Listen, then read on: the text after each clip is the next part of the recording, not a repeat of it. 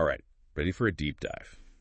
Let's talk about meditation, more specifically, sensory awareness meditation, and how it can, well, change how you experience, like, everything. This is exciting stuff, and we're diving deep into the Vigyan Bhairava Tantra for this one. Yeah, it's like this ancient text, right? And it's got all these different meditation techniques packed in. Have you ever actually counted how many are in there? Oh yeah, 112. It's pretty incredible. 112 unique practices. Each one's a different angle on how to, connect with that inner world. 112. Wow.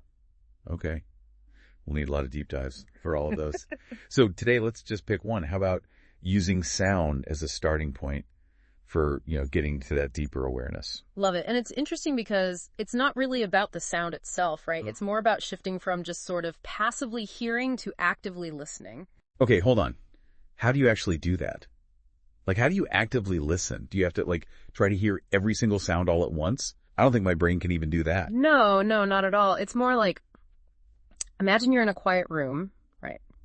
Instead of just letting the sounds, whatever they are, just wash over you, you pick one. Maybe it's the hum of your computer or traffic in the distance, anything. Okay. And then instead of getting lost in that sound itself, you focus on the actual act of hearing it. Yeah. You shift your attention to the experience.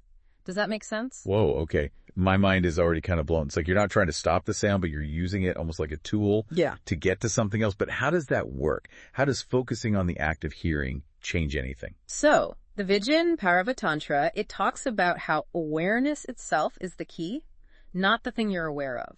So by shifting your focus from the actual sound to the experience of hearing, you're putting that principle into action. I think I'm starting to get it. So instead of getting caught up in the never-ending stream of thoughts and sensations, you're using your senses as a bridge to something deeper, like a back door into your own mind or something. Exactly. You're training your mind to detach from all that external chatter and tap into a deeper level of consciousness. And the best part, it's not about blocking things out or pretending the world isn't there. It's about using the world as it is to go beyond it. That's pretty amazing when you think about it like that. I mean, I always thought meditation was about finding some kind of dot silence or stillness by shutting everything out. Yeah, that's a really common misunderstanding. But actually, when you focus on one specific sensation, in this case, sound, you naturally start to tune out all the other noise. It's like using a microscope, right? You're zooming in on one tiny detail to get this whole new understanding. That's a good analogy. So it's about finding stillness, but not by forcing it, more like by shifting your attention. That makes way more sense to me, actually. But I'm wondering, how does this actually, benefit someone in their everyday life? Like, it sounds cool, but what's the practical application? Well, think about it this way. In our world, there's just constant stimulation. It's exhausting, and that's why it's so hard to focus. To find that inner peace, this technique, it's a way to reclaim your attention. Right, and being able to focus is kind of like a superpower these days. Totally.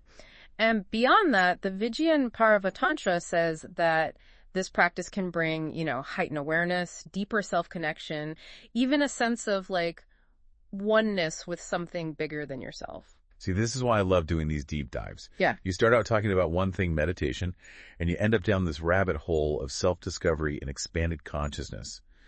But I do have to ask, for someone who's just starting out, it probably still sounds kind of abstract, do you have any tips on how to actually put this into practice? Like, what's step one? Sure. Well, you don't need anything special, no fancy equipment. Just start by carving out a few minutes each day. Find a quiet spot, close your eyes if you want, and choose a sound to focus on. It could be anything, really. Like the sounds of us talking right now. Exactly. Focus on the sound of our voices. Now, as you listen, try to shift your attention from the meaning of the words to the actual experience of hearing. Notice the different tones, the subtle variations in pitch and volume. Oh, wow. I see what you mean. It's like you really start to hear the sound in a whole new way. It becomes almost musical. Yes.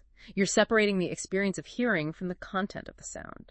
And that's the key. It takes practice, of course. Your mind will wander, but just keep gently guiding it back to the sensation of hearing.